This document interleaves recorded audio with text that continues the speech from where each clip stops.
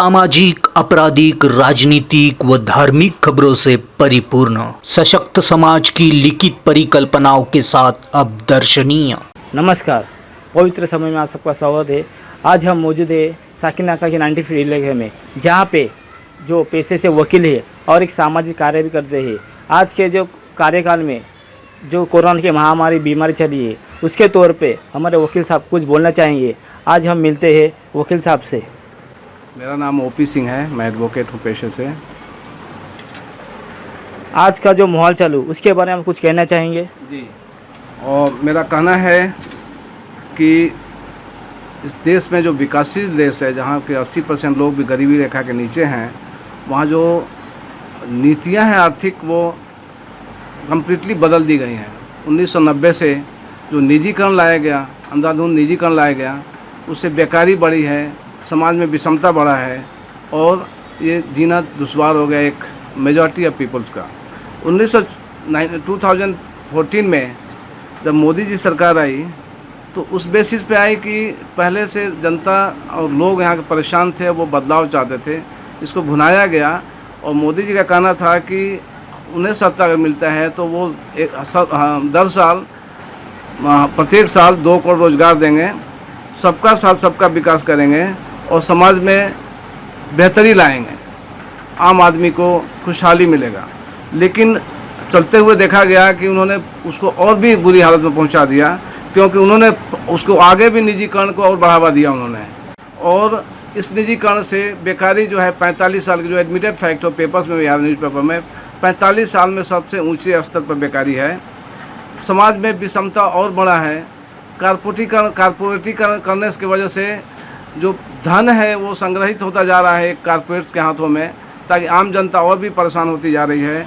उसके बाद हम देखते हैं कि जो इन्होंने अंधाधुंध जो कारपोरेटीकरण किया, वो किसानों को भी तकलीफ़ होने लगा, जिससे कि किसान भी सड़कों पे आगे उतर गए, क्योंकि उनको लगा कि उनका भविष्य सुरक्षित नहीं है, उनके खेत खलिहान सब कुछ कारपोरेट्स के दे देंगे, इसलिए उन्होंने सड़क पे आए। और उसके दौरान में एक दूसरा जो मुद्दा आया, वो था कि कोरोना का फेलियर। कोरोना जो हुआ, उसने इस सरकार के सभी प्लान्स को उधेड़ कर रख दिया, और न इनके पास कोई प्लानिंग था, न कोई रिलीफ देने के रास्ते थे, जिससे कि इन्होंने वैक्सीन बनाने के लिए, जनता के लिए ऑक्सीजन मुहैया करने के लिए कुछ भी इन्होंने पहले प्लानिंग नहीं किया। जिसके बाद स्थिति ये हुई कि ऑक्सीजन के बिना जनता में बदहाली बढ़ी, डेथ रेट बढ़ा, मृत्यु दर बढ़ा। वहाँ पे आप देखते कि गाँव-गाँव में फैल गया।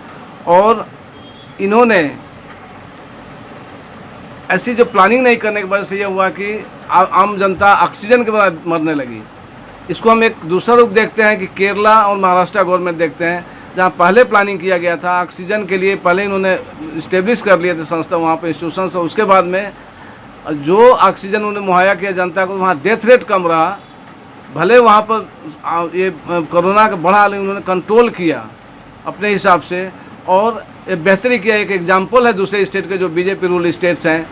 जब तो हमारा कहना है कि ये मोदी जी गवर्नमेंट जो है वो इस मामले में कम्प्लीटली फेलियर है, और इन्होंने जो कुछ भी कहा उसको उन्होंने संभाल नहीं पाए हैं। इसलिए हमारा कहना है कि ये गवर्नमेंट का काम धाम सही नहीं है। जो इन्होंने वायदे किए थे कि हर आदमी को 15 लाख रुपए देंगे, ब्लैक अमाउंट मंगाएंगे, वो सब एकदम झूठा था।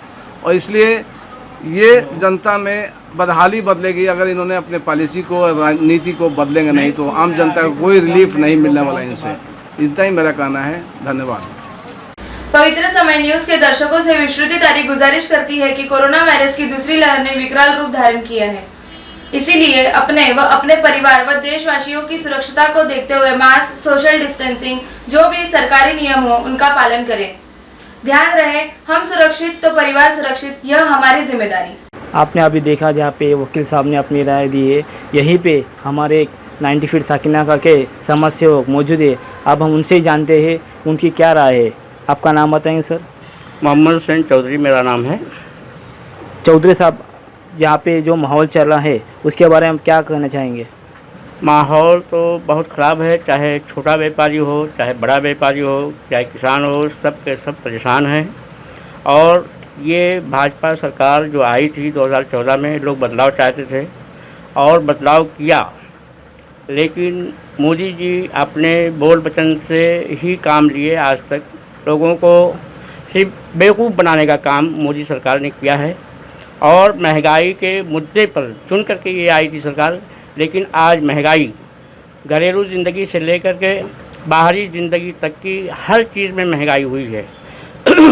जिस तरह से कि आप गैस बाटला जो था वो 400 में आता था पहले, अभी 800 डायरेक्ट हो गया है।